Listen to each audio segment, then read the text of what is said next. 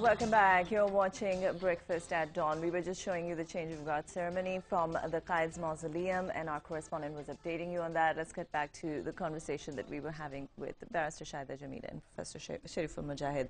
Okay, now, one thing that, you know, when you were talking about how when Pakistan was created, and there were so many difficulties and all of that. Now, apart from the fact that, you know, there was, of course, this huge influx of people, and all of these people were in need of homes and all that. There was a lack of infrastructure in Pakistan as well. So it was really difficult, the beginning. Obviously.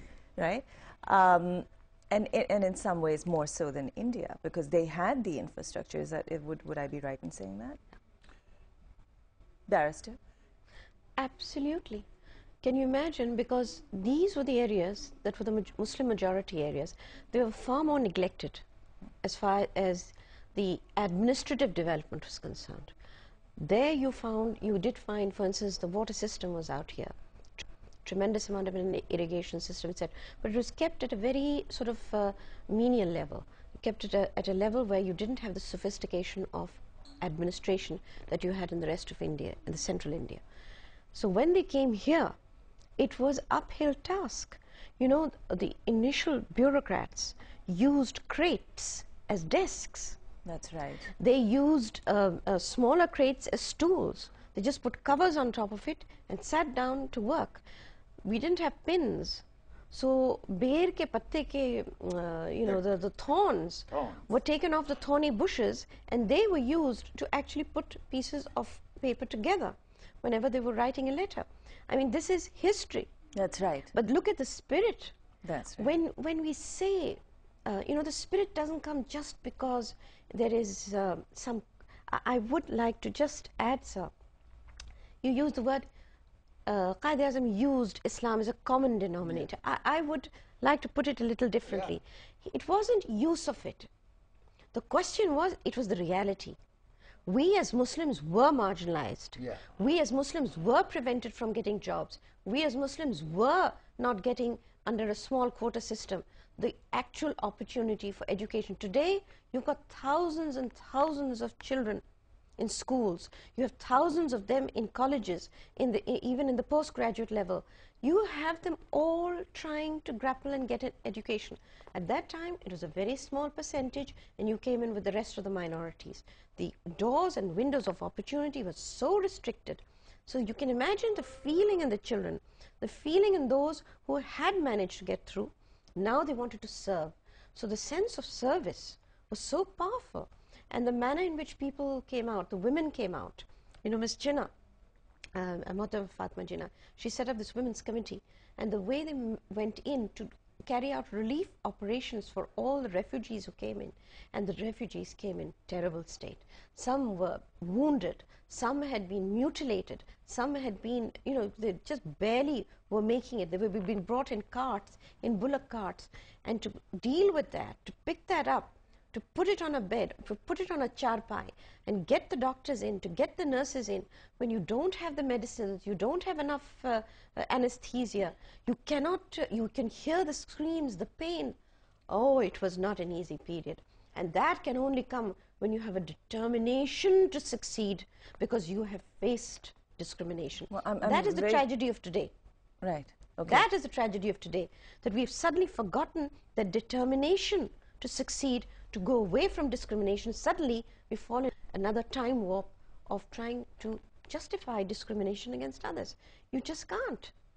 Actually, it's completely different. I'm glad that you've mentioned both these things. Today's Pakistan, if you take the words of the Qaid-e-Azam, is Pakistan belongs to anyone who is a Pakistani. It doesn't matter whether it's Muslim, Hindu, Christian, all of them are Pakistanis. Yes. Parsis, everyone is part of the heritage of Pakistan. Because in the 1946 resolution, when it was passed in Delhi, sir, at that time on the stage, by Hussain Sahrawardi, because he was the premier-elect at that time, on the stage was Akali Dal, the Sikhs leadership, the untouchable leadership. You had the Christian support, you had all the minorities backing. It was a human rights struggle. There's just to put out, there's the Quran is being recited at the Mazar. That's right, at the mausoleum of Quaid-e-Azam Muhammad Jinnah, that you are seeing on your screen right now. This is broadcast by state television and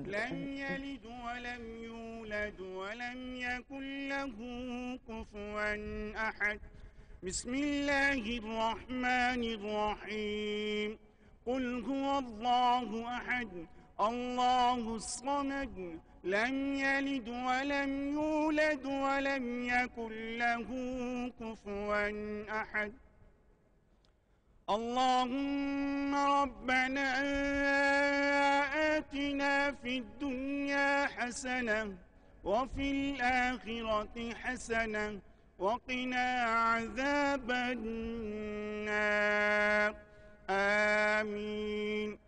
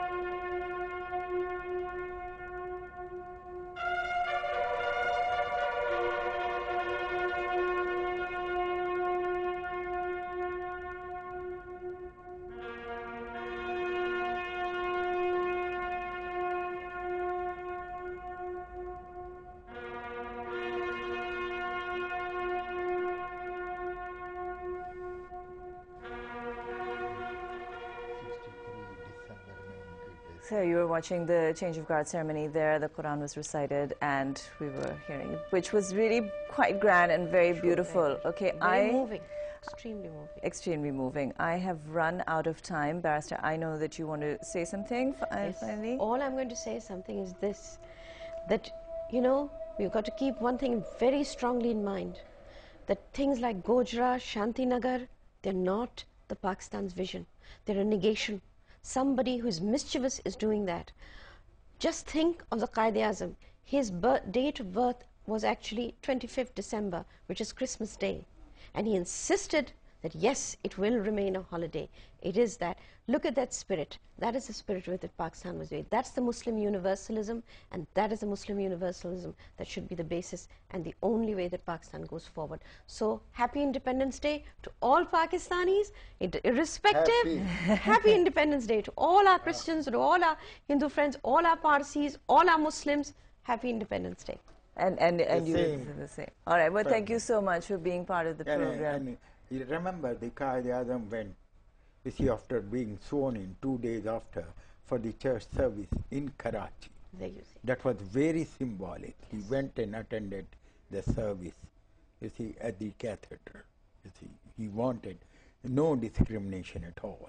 And think of the fact they held a service that Pakistan is coming to be. Yes. Right, but thank you so much. That's happy.